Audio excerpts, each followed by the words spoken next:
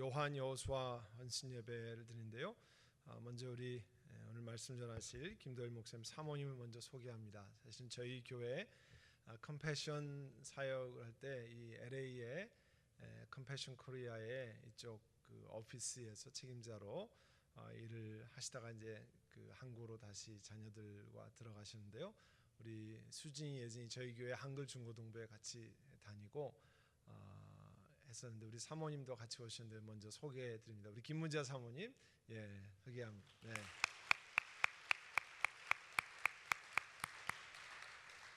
네, 우리 한글 중고등부의 수진이, 예진이가 다 예진이는 드럼을 치고 수진이는 앞에서 찬양 인도를 했어요. 그렇게 했는데 수진이는 결혼을 해서 지금 아기가 26개월입니다. 그래서 그렇게 해서 이제 다 장성하고 그렇게 했고요. 우리 김도일 목사님은 아마 94년인 것 같아요, 그죠? 그 리치몬드에 오신 게 93년? 네, 93년에 리치몬드에 제가 공부하고 있던 그 유니온 PSE에 오셔서 그때부터 이제 만남을 갖게 됐습니다. 우리 목사님은 이쪽 사모님이랑 바이올라에서 공부를 하셨고 또 우리 제가 있던 리치몬드에서 기독교 교육으로 박사학위를 하시고 지금은 저희 신학교 모교인 장로의 신학대학원의 기독교 교육 교수로 계시고 대외 협력처장으로 수고를 하십니다. 마침 우리 따님들 만나고 또 부모님이 아직 이쪽에 LA에 계세요. 그래서 여기 오셨는데 말씀을 저희 교회 나누시러 여기 오셨습니다. 오늘 주의 발자취라는 제목으로 하나님의 말씀을 전하실 때 그 하나님의 말씀이 여러분 심령 가운데 새겨지길 원합니다. 우리 김도일 목사님 나오실 때 환영합니다, 사랑합니다. 우리 박수로 모시기를 바랍니다.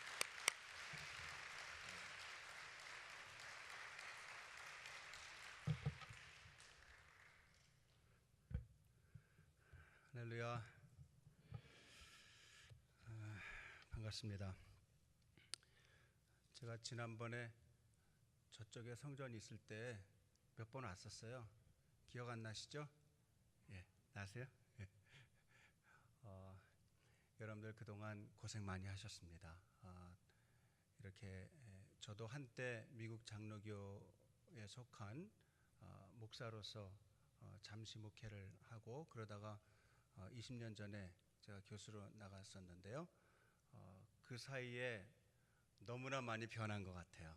그 세속화의 물결, 또 종교 다원주의의 물결, 이런 것들이 이제는 걷잡을 수 없을 만큼 많이 퍼져나가서 이제는 누군가가 일어서서 우리는 아니다 라고 얘기할 사람이 필요했는데 그 목사님 비롯한 우리 선한 목자 교회에서 이렇게 깃발을 들고 그렇게 싸워주셔서 너무 감사합니다. 여러분 많이 고생하셨죠? 이민 생활하는 것이 상당히 고단하고 피곤한지 저도 조금은 압니다. 제가 80년대 초반에 이민 왔었거든요. 그래서 살면서 그때는 제가 한국에서 대학 다니다가 군대를 제대하고서 이민은 왔지만 너무 사는 게 퍽퍽해서 그때는 제가 노동을 하면서 살았습니다. 노동. 그래서 제 페이스북에 보면 노동자 시절의 김도일 이렇게 사진도 올려놨어요. 근데 고생했던 얼굴이라고는 믿어지지 않을 정도로 그때는 젊었으니까 너무 이쁜 거예요. 제가 노동자 김도일하고 올려놓으니까 무슨 노동자가 이렇게 이뻐? 그러는 거예요. 이쁘긴 뭐가 이뻐요. 그때 얼마나 고생했는데. 아침에 4시 반에 일어나서 저희 아버님이랑 같이 그때는 제 할리우드 근처에 살았어요. 거기 멕시칸들이 많이 사는 동네에 있습니다. 거기서 일어나서 저 체스워트라고 하는 저 위에 있어요. 밸리 쪽으로 가는 그 동네 가서 아버님은 이쪽 공장에 들어가시고 저는 다른 미국 공장 들어가서 저희 아버님은 은퇴하실 때까지 계속 큰, 지금 생각하니까 인공위성에 들어가는 안테나를 이렇게 깎는 그런 일에 종사하셨댔어요. 한국서는 사장이었지만 그게 무슨 소용이 있어요. 여기 와서 처음에 와서 말 안 통하고 그러니까 거기 들어가서 일하시고, 어머니는 바늘주 공장에 가서 하루 종일 일하시다가 또 병 얻으시고, 저는 이제 거기 미국 공장에 들어갔는데 그것도 쉽지 않았어요. 왜냐하면 가보니까 시험을 봐야 된다는 거예요. 뭐 하루 종일 뭔가를 이렇게 테스트를 하는데 시험을 봐야 되는데, 이렇게 공대 나오신 분들은 알 거예요. 이렇게 가다가 무슨 뭐 저항값이 나오고 콘덴서가 들어가고 뭐 이렇게 해가지고 맨 끝에 뭐 계산하는 거 있어요. 그런 거를 다 계산을 할 줄 알아야 비로소 그 검사하는 걸 허락해 주더라고요. 그래서 그때 제가 나성영락교회 청년부에, 대학부에 있다 청년부 다녔는데 UC 버클리 나오신 우리 선배들이 오셔가지고 저를 밤새 공부를 시켜줬어요. 너 한국서 그래도 대학 다니다 왔으니까 이 정도는 이해할 거야 그러면서 막 저항값 내는 거 있잖아요. 공부 시켜줘가지고 간신히 붙었습니다. 그래서 새벽부터 가서 일하고 또 집에 돌아와서 새벽에 가니까 일찍 끝나요. 그 집에 와서 잠깐 쉬었다가 지금은 이제 저 덴버에서 교수하고 있는 제 남동생 목사가 있습니다. 그 제 남동생이랑 저랑 아버지랑 세 남자가 다시 LA 다운타운으로 청소하러 또 갔습니다. 뭐 그냥 옛날 얘기 듣는 것 같아요. 아니면 여러분들의 지금의 얘기일 수도 있어요. 조금 일하는 종류는 다를 수 있지만, 또 약간 더 고급스러운 일을 하실 수는 있지만, 아니면 그 다음에 애쓰셔서 자영업을 하실 수 있지만, 그게 우리의 삶이라는 거죠. 그러니 그렇게 나가서 애쓰시면서 또 교회 오셔서 신앙생활하면서는 위로받고 또 평안을 누리고 또 힘을 재충전을 받고 그러길 원하셨을 텐데, 그렇게 또 중요한 일에 안 나설 수는 없고 함께 힘을 합쳐서 또 그 노력을 해야 되니 고생을 많이 하셨겠다 하는 생각을 저 혼자 해봤습니다. 그리고 저는 누구보다도 고태영 목사님 제가 사랑하고 또 제가 존경합니다. 제가 프린스턴 신학 졸업하고 이제 박사학위를 들어갈까 말까 하고 있는데, 뉴저지에서 일하고 있던 교회에 고 목사님이 그때 교사 무슨 수련회인가 무슨 인도하러 주강사로 오셨어요. 그때 제가 그 교회 전도사였습니다.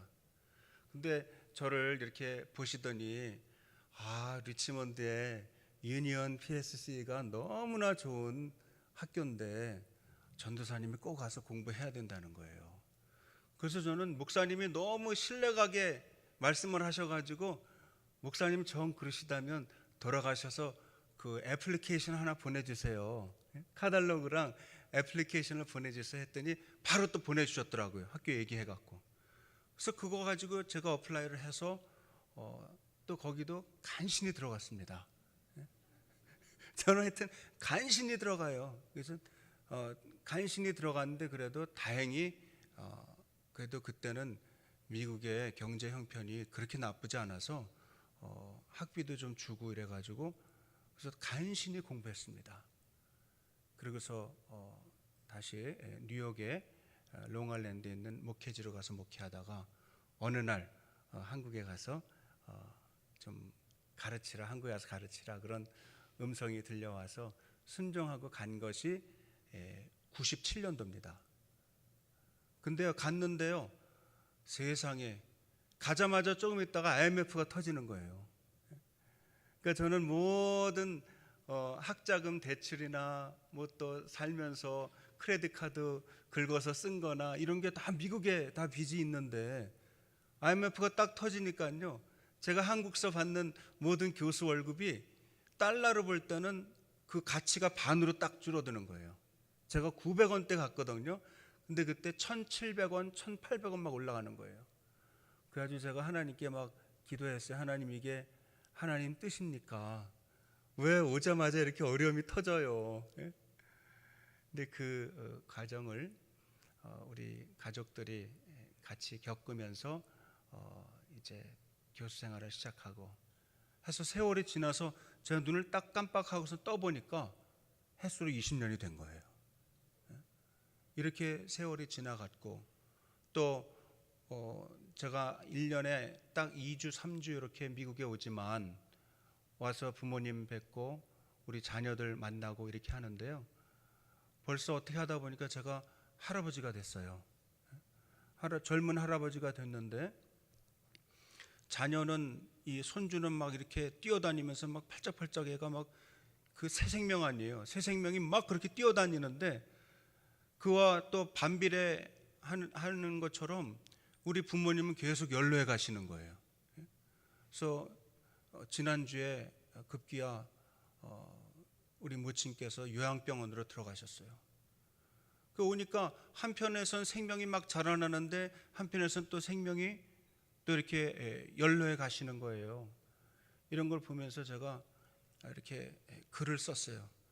도대체 인생이 뭔지 참 알기가 어렵다. 하나님께서 이스라엘 민족들도 그렇게 이 생로병사 희노애락 이 가운데서 인생을 쫙 인도해 주시고 어려움이 있을 때마다 구해 주시고 거기서 건져 주시고 다시금 힘을 주시고 또 살아나도록 그렇게 길을 내 주셨는데 사람은 잘 모르는 거예요. 어려움이 오면 왜 나한테만 그게 오느냐는 거예요. 왜 내가 이 일을 이렇게 할 때 끝이 보이지 않느냐는 거예요. 사실 지나고 보면 하나님께서 다 인도해 주셨거든요. 지나고 보면 하나님께서 한 걸음도 우리 혼자 걸어가게 한 적이 없거든요. 근데 그때 당시에는 너무나 사는 게 힘든 거예요. 여러분 중에 아마 제가 이렇게 한 분씩 모셔놓고 한 2, 3분씩 우리 마음을 터놓고 좀 얘기해 봅시다. 그래서 상담 아닌 상담을 여러분이랑 같이 마음을 터놓고 얘기해 보면 나는 그냥 이 세상에 아무 걱정 없고 돈 딸려 받지 않고 건강에 아무 문제 없고 나는 그냥 맨날 아주 푸른 바다가 막 이렇게 막 넘실거리는 것처럼 희망이 넘치는 삶만 살고 있다고 얘기할 사람이 있으면 손 들어보세요. 그럴 사람 한 사람이라도 있는가? 어떤 사람은 좀 돈이 있는가 하면 건강이 없고요, 건강이 있는가 하면 이제는 또 집안에 자식들이 또 걱정을 끼치고요, 만약에 또 자식들이 잘 되고 있으면 어르신들이 아프신 거예요. 그래서 사람 사는 데에 한 번도 자기가 모든 것이 다 만족된 상태에서 살아나갈 수 있는 사람은 하나도 없다는 거죠. 여기 오늘 이 시편 기자도 여기 보면 환난 때 하나님께서 백성과 함께 하신다 하는 그 주제를 다룬 시거든요. 이게 아사베 시입니다. 아사베 시. 그래서 성가대 지휘자의 노래를 막 할 때 거기에 맞춰서 부르는 거예요. 그래서 가끔 운율을 맞추려고 셀라 한 번씩 하고 그게 이렇게 운율을 맞추는 거예요. 거기 보면 나오죠. 1절 2절에 내가 하나님께 소리 높여 부르짖습니다. 부르짖는 이 소리를 들으시고 나에게 귀를 기울여 주세요. 하나님께 막 그렇게 탄원하는 기도를 드립니다. 그런데 2절에 보면 뭐라고 나와요? 내가 고난당할 때에 나는 주님을 찾았습니다. 밤새도록 두 손 치켜들고 기도를 올리면서 내 마음은 위로받기조차 마다하였습니다. 얼마나 마음이 상하였고 마음이 찢겼으면 하나님께 기도하면서도 내가 위로받는 것조차 지금 마다하고 그걸 외면하는 거예요. 너무 속상하니까 견딜 수가 없다는 거예요. 그러면서 계속 이 시편 기자가 하나님의 사랑에 대하여 골몰하면서 고민하면서 하나님께 부르짖습니다. 과연 제가 하나님의 뜻을 따라서 살기로 작정하고 여태까지 이렇게 지내왔는데 하나님이 그럼 과연 처음부터 그 과정 가운데서 또 끝까지 하나님이 나와 함께 하시는 겁니까? 거기에 더 질문하는 거예요. 과연 하나님이 내 하나님 맞습니까? 하나님이 과연 나의 모든 인생의 길목에서 함께 하셨습니까? 그 과정에서 나의 하나님 되셨습니까? 내가 그렇게 힘들 땐 도대체 어디 계셨어요? 하면서 지금 기도하는 거예요.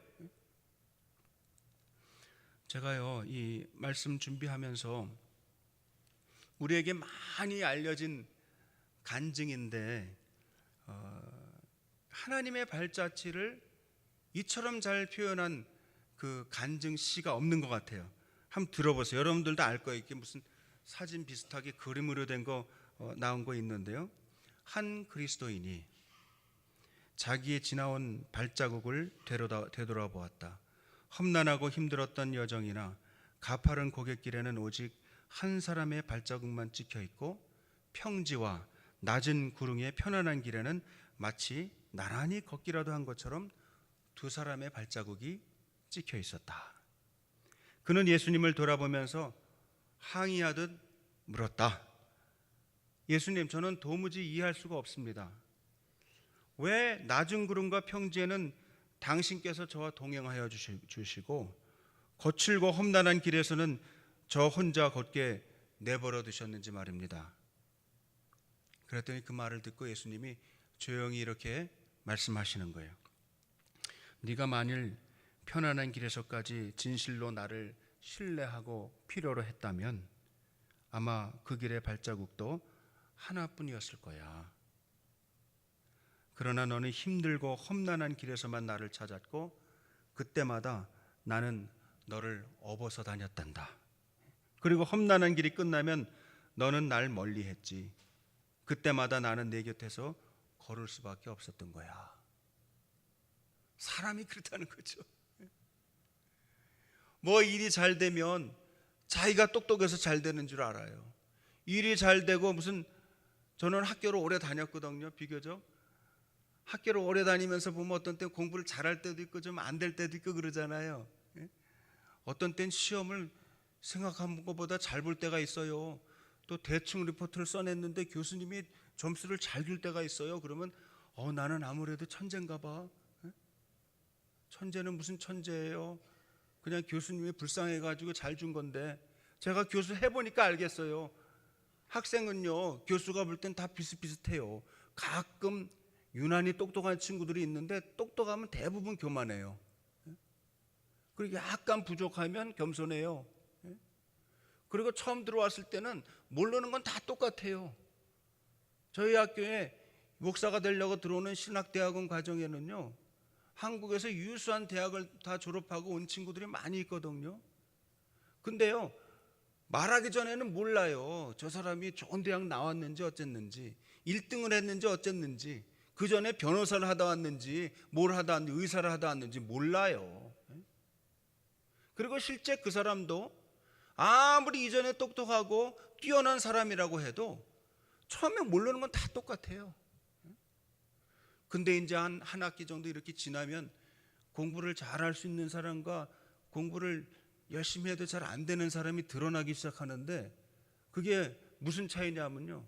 공부를 잘할 수 있는 사람은 자기가 뭘 모르는지를 알아요. 그리고 공부를 여러 해 동안 열심히 해도 겨우 조금 따라올 수 있는 사람은 자기가 뭘 모르는지도 몰라. 그래서 그걸 가르쳐 줍니다. 자기가 뭘 모르는지를 모르는 사람에게는 당신이 이런 거를 지금 모르고 있다고 얘기하지만 내가 그걸 몰랐다고 그러는 거예요. 그러나 똑똑한 사람은요 공부를 해도 되는 사람들은 보면 자기가 뭘 모르는지 이미 알고 있어요. 그래서 교수님 저는 앞으로 이런 걸 좀 공부해 보려고 합니다. 맞아요. 그걸 지금 잘 모르시니까 하시면 돼요.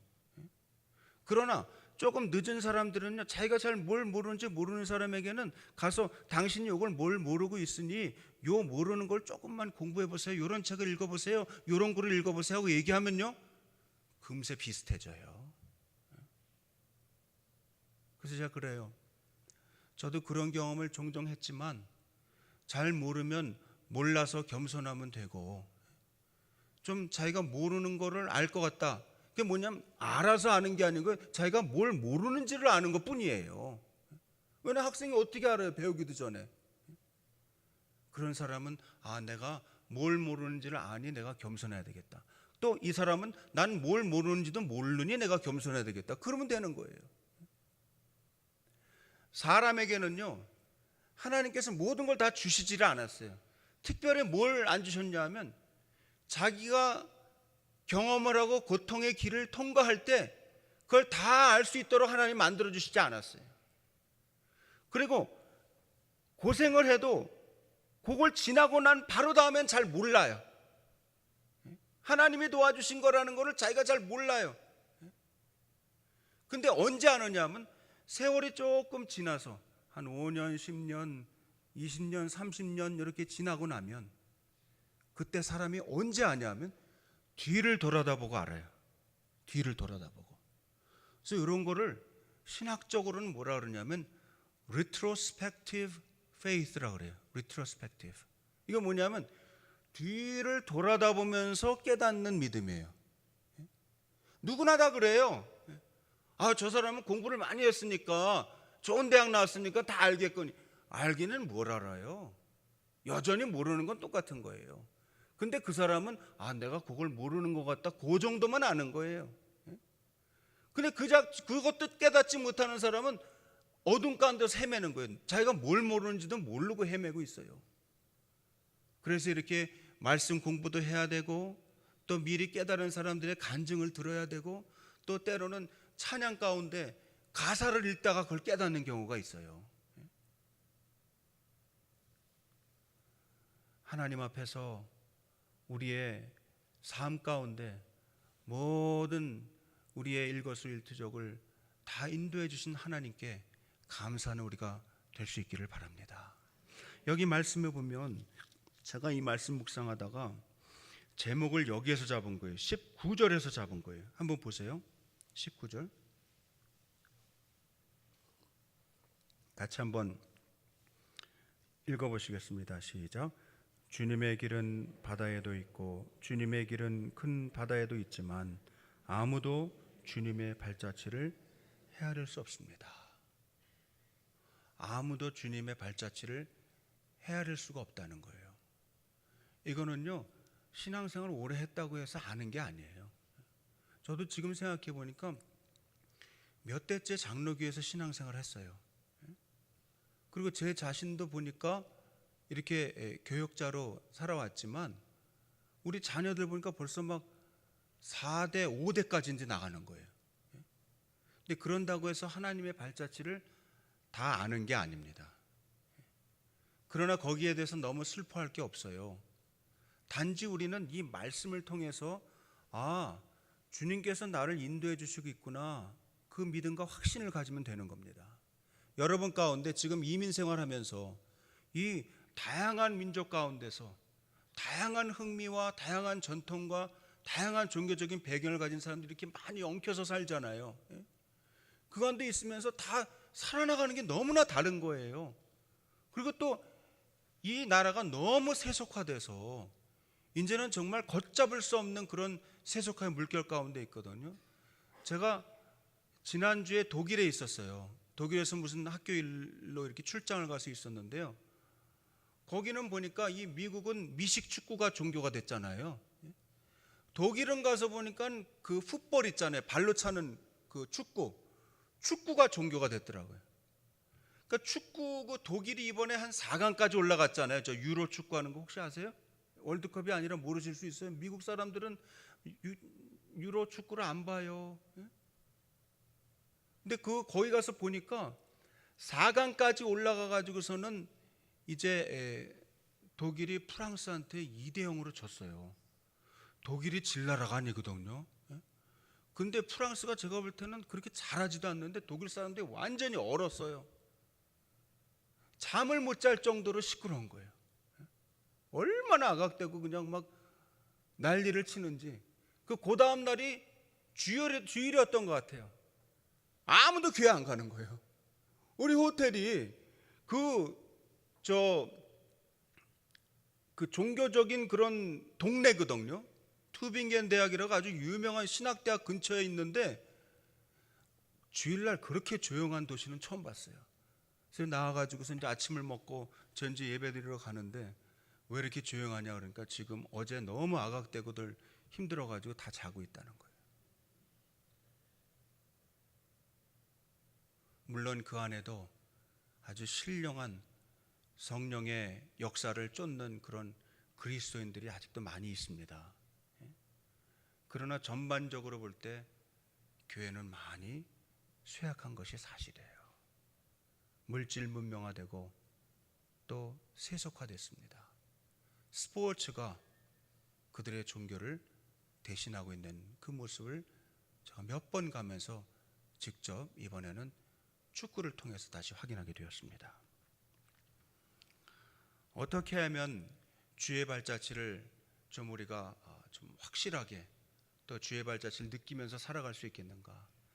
제가 한번 박영은 선교사님이라는 그 연세가 많으신 분이에요. 벌써 몇 년 전에 그분이 60대 한 중반 거의 가까운 분이셨는데 여자 선교사님이에요. 영국의 런던에 혼자 가셔서 선교 활동을 하시는데요. 놀라운 선교의 삶을 봤어요. 뭐냐면 당신이 혼자서 그 영국 사람들 가정을 3,000가정을 정해놓고 1년 내내 신방을 하시는 거예요. 근데 그분들이 교회를 다니는 사람들이 아니기 때문에 본인이 이 선교사님이 신방을 한다는 생각을 하고 가는 거지 그분들은 신방이 아니에요. 그냥 오면 그냥 받아주는 거예요.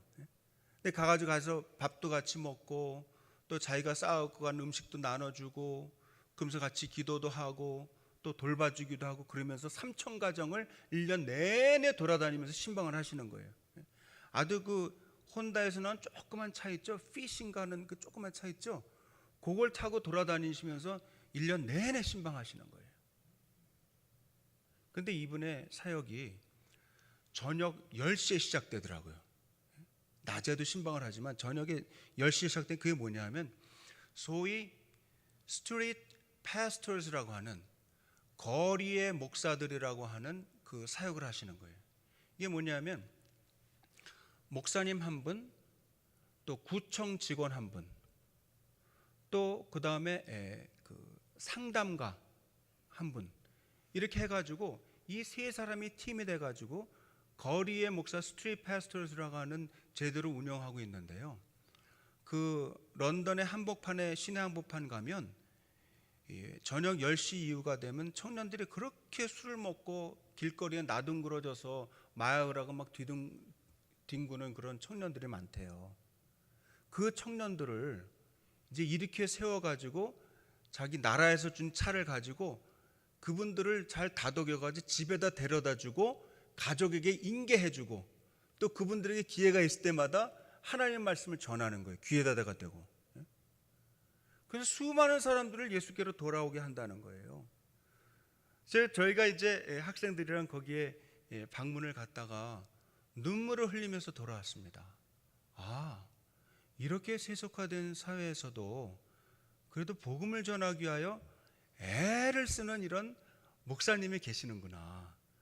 더욱이 아주 젊은 목사님이 아님에도 불구하고 그분이 그때 당시 아무도 후원해주는 교회도 없는 거예요.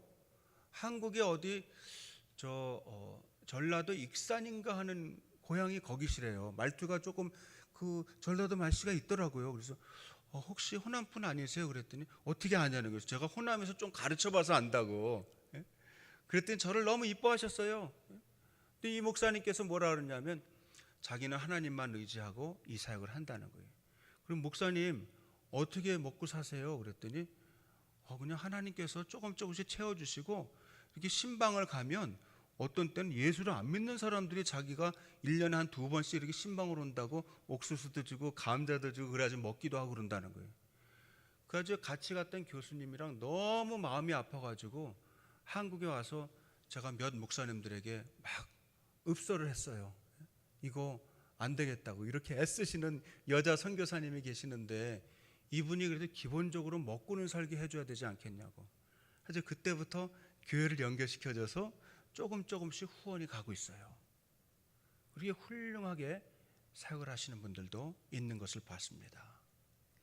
주님의 발자취는 우리가 깨닫지 못해도 우리와 늘 함께 하신다는 것을 여러분들이 믿으시길 바랍니다. 여러분의 직업이 어떠하신지, 여러분의 지금 미국의 생활의 경력이 어떠하신지, 또 지금 살아나가는 것이 외로운지 아니면 식구들로 둘러싸여 있는지, 또 식구들이 많으면 거기서 또 문제가 있고요. 또 혼자 살면 또 너무 또 외롭고요. 또 돈이 많으면 그 나름대로 또 그걸 운영하는 사람들도 보면 너무나 힘들어 하더라고요. 우리는 한 번도 많아본 적이 없기 때문에 그게 무슨 뜻인지를 잘 몰라요. 그럼에도 불구하고 우리의 인생의 모든 과정 가운데 늘 함께 하시는 하나님의 발자취, 주님의 발자취를 믿으시기를 간절히 바랍니다. 신앙이란 작은 그림에 얽매인 우리의 한계를 인정하고 전체 큰 그림을 그려가시는 하나님의 섭리를 인정하고 받아들이는 것, 그것이 신앙입니다. 그래서 신뢰하고 기다리는 가운데 겸손하게 하나님의 인도를 구하는 것. 그러나 이 모든 것은 우리의 힘으로는 되지 않습니다. 우리가 뭘 머리로 깨닫는다고 해서, 신앙생활을 조금 몇 대째 했다고 해서, 모태신앙이라고 해서 그거를 그냥 자동적으로 아는 게 아니라 이 말이에요.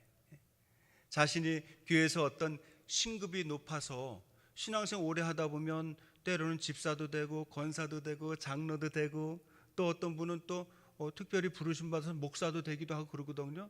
그런다고 해서 갑자기 그걸 한꺼번에 다 그 큰 그림을 아는 게 아닙니다. 다 마치 이렇게 조각조각 난 그림을 찢어 맞추기를 하면서 이렇게 하나하나 맞추다 보면 나중에는 큰 멋있는 그림이 되잖아요.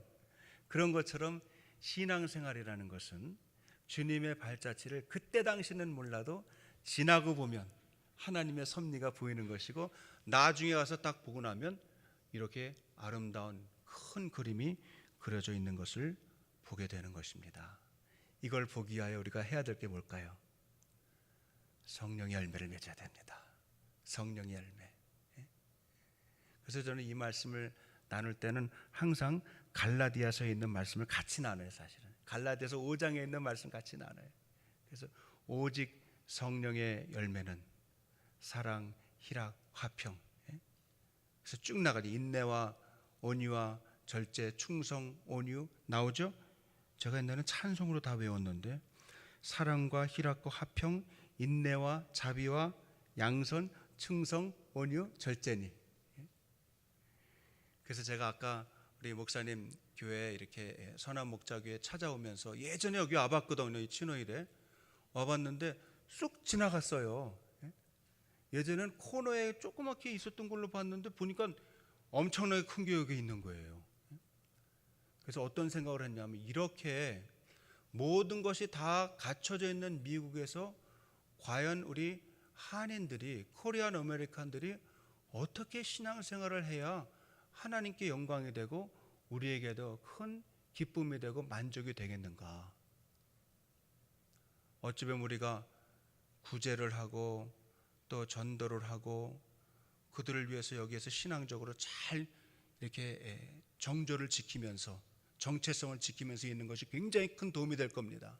여기에 빛과 소금 같은 우리의 신앙인들이 있다는 것 자체가. 그러나 때로는 구제도 하잖아요. 근데 이 모든 것을 잘 하려면 어떻게 해야 될까요? 제가 이 성령의 열매를 보니까 사랑, 희락, 화평이 제일 먼저 나와요. 이게 왜 그럴까요? 왜 그러냐 하면, 다른 무슨 일을 뭐 전도를 한다, 뭐 구제를 한다, 뭐 요새는 섬긴다는 말 많이 하잖아요. 섬긴다는 말. 제가 제일 싫어하는 말입니다. 왜냐하면 무슨 말끝마다 뭐 목사님 말씀으로 섬겨주셔서 섬기러 오신 거에 대해서 감사합니다. 난 뭐 그냥 설교하러 온 건데 뭐 말씀으로 섬긴다고까지. 너무 지나친 표현 아닙니까? 속으로 생각을 해요. 또 무슨 어디 가서 뭐 혼두라스나 이런 데 가서 뭐 의료 선교를 하잖아요. 그럼 뭐 의사분들이 뭐 의술로 섬겨주시러, 그러지 말고 그냥 의술로 봉사하러 왔다 그렇게 편하게 얘기하면 되지, 너무 기독교적인 단어를 많이 쓴다고 해서 그 사람이 신앙이 좋은 게 아니라는 거죠. 근데 이런 모든 것들을 하기 위하여 필요한 것이 뭐냐? 성령의 열매 가운데 첫 번째 세 개가 사랑과 희락과 화평입니다. 이게 뭐냐? 헬라어로 말하면 코이노니아예요. 코이노니아를 쉽게 말하면 뭐냐면 서로 잘 지내는 겁니다. 서로 행복하게 사랑하고 잘 지내는 거예요. 그러니까 너무 지나치게 어떤 일에다가 초점을 맞추지 말고 무슨 뭐 카오시를 해가지고 뭘 어디다가 뭐 돈을 보내고 뭐 이런 생각을 너무 하지 말고 여기에서 행복하게 코이노니아를 잘하라는 거예요. 옆에 있는 사람을 잘 보살펴 주라는 거예요. 어려움 있는 사람의 얘기를 들어주라는 거예요. 그래서 종교가 이 세속화된 사회에서 종교가 역할을 감당하려고 하다 보면 어디에다 주로 신경을 쓰냐면 헬라어로 말하면 디아코니아에다 신경을 써요. 디아코니아. 이건 뭐냐면 주로 우리가 얘기하는 봉사나 섬김이거든요. 근데 디아코니아가 중요한 게 아니에요. 디아코니아 이 섬김을 잘 하려면요, 우리 가운데서 잘 놀아야 돼요. 잘 놀고 잘 지내야 돼요. 화목하게 지내야 돼요. 서로 담을 쌓고 살면 안 됩니다. 서로의 말을 잘 들어줘야 돼요. 자기 주장만 하면 안 됩니다. 남 얘기할 때 가만히 있어줘야 된다는 거예요. 아까도 식사하면서 얘기하는데 어떤 분이 자기 얘기만 많이 하는 분이 있어서 지혜로운 아내가 충고를 해줬다는 거예요. 왜 당신은 그렇게 남 얘기할 때 듣지를 않고 말만 많어? 왜 당신이 모든 거에 이렇게 주인이 돼야 돼? 어디 모임 가보면 무슨 모임할 때 늘 말 많이 하는 사람들 있죠. 이제는 좀 그런 분들은 들어야 돼요. 왜 그 뭐냐면 침묵을 견디지 못하는 분들이 있어요. 자기가 그 공간을 채워야 되는 분이 있어요. 그래서 남이 얘기하기 전에 빨리 말해버리는 거예요. 성질이 급해가지고. 그렇다고 해서 쓸모있는 말을 하는 것도 아닙니다. 그 남이 얘기하기 전에 가만히 앉아서 기다리는 것이 친교의 지름길입니다. 남이 얘기하기 전에 먼저 하실 얘기 있으시면 하시고요. 저는 듣겠습니다. 조용히 있겠습니다. 이래야 친교가 된다는 거예요. 자기가 먼저 항상 빈 공간을 채우는 사람은 친교하는데 도움이 크게 안 된다는 거예요. 나도 희생하려고 말하는 거죠. 진짜 희생하려면 말을 하지 마세요. 사랑, 따라해보세요. 사랑, 희락, 화평. 이것이 되어야 코이노니아가 잘 돼서 뒤에 있는 섬김이 된다는 거예요. 앞에서 잘 노는 것, 잘 지내는 것, 행복하게 교제하는 것이 잘 안 된 상태에서 디아코니아를 많이 하잖아요. 섬김을 많이, 봉사를 많이 하잖아요. 자꾸 우리가 헌금을 걷어가 자꾸 어디다 주는 일만 자꾸 하려고 그러잖아요. 그럼 그거는 항상 거기에서 문제가 생기기 시작합니다. 먼저 잘 지내면서 누군가가 우리를 도와달라고 말한 적은 없어요. 사실 우리가 알아서 가서 자꾸 돕는 거지. 그러니까 정말 우리가 누굴 돕고 싶은 마음이 있으면 먼저 우리 안에서부터 행복해야 된다는 거예요. 그래서 코이노니아 위에 디아코니아가 있어야, 친교 위에, 교제 위에 섬김과 봉사가 있어야 그 사역이 바로 설 수 있다는 겁니다. 이 모든 것은 어디 있느냐? 지혜의 발자취 위에 있다는 겁니다. 하나님은 우리가, 그래서 여기 보면 나오죠. 주님께서는 주님의 백성을 양떼처럼 모세와 아론의 손으로 인도하셨나이다. 사실은 알고 보니까 주의 발자취가 그냥 이렇게 쓱 지나가는 바람처럼 인도된 게 아니고 하나님의 종들을 통해서 이 주의 발자취가 연결이 됐다는 거예요. 그 옆에 있는 사람들이 귀중한 거예요. 말씀을 전하시고 찬양을 인도하고 또 기도를 하시고 또 헌금을 계수하고 저기서 파킹랏을 정리하고 이런 것들이 중요하다는 거예요. 그 일을 하시는 분들의 주의 발자취를 하나하나 이렇게 밟아가면서 결국은 세월이 지나고 나면 돌아보고 보니까 주의 섭리였구나, 이렇게 된다는 겁니다. 사랑하는 성도 여러분, 선한 목자 되신 주님을 따라가시다가 너무 지쳐서 또 피곤해서 뒤로 떨어지는 일이 없기를 바랍니다. 잘 인내하시고 신뢰하시고 하나님께 온 영광을 돌려드리고 무엇보다도 코이노니아를 기초한 디아코니아, 친교 생활을 기초한 섬김과 봉사의 삶을 잘 실천하셔서 하나님이 기뻐하시는, 또 주님의 발자취 아래 늘 있어서 주님과 함께 동행하시는 우리 모두 될 수 있기를 바랍니다.